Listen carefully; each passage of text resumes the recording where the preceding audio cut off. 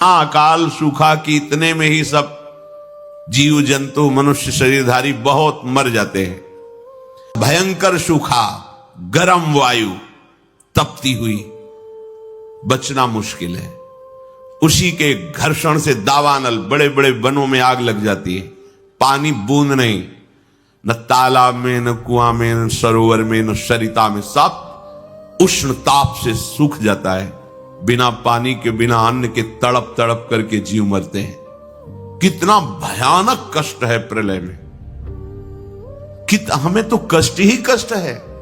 अगर मुक्त नहीं होते तो कष्ट ही, मरना कष्ट, जीना कष्ट, फिर जन्मना कष्ट, फिर रोग कष्ट, विषाद, हर्ष, शोक, भय, मान, अपमान, पूरा जीवन, पूरे जन्म के जन्म जब विचार करके देखो तो यहां कष्ट किसी वक्त कुछ हाथ नहीं लगता है।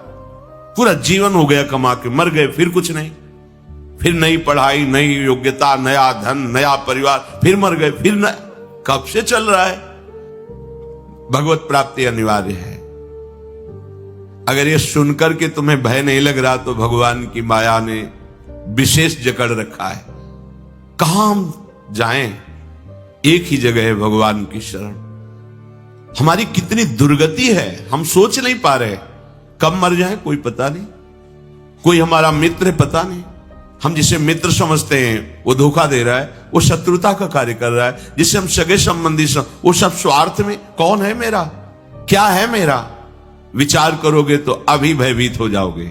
और भयभीत होना मंगल है, क्योंकि जो शभीत आवा शरणाई, रखियो ताहि प्राण की नाई। यदि भयभीत होकर भगवान की शरण में चले जाओ तो भगवान जैसे अपने प्राण बहुत दुलारे होते हैं, ऐसे शरणागत का दुलार श्री भगवान करते हैं। एकमात्र हमारे बचने का उपाय भगवान के वचन से समझ लीजिए। वो कह रहे मामेव ए प्रपद्यन्ते माया में ताम तरन्ति। केवल मेरी शरण हो जाओगे तो मैं बचा लूंगा, नहीं तो इस भव समुद्र से बचना बहुत कठिन है। बड़ा दुखदाई है, अभी समझ में नहीं आ रहा, बड़ा दुखदाई है। कार में बैठे बैठे मुस्कुराते हुए पूरा परिवार जा रहा है, अंदर से पता नहीं क्या हुआ, कार में आग लग गई, सब भुन गए, पूरा परिवार।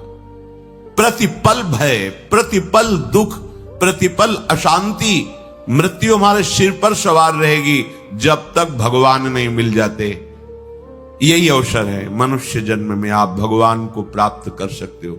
इस छोटी सी आयु में, छोटे समय में, बिना प्रयत्न के भगवान की प्राप्ति आपको हो जाएगी यदि शरणागत हो जाओ। हृदय से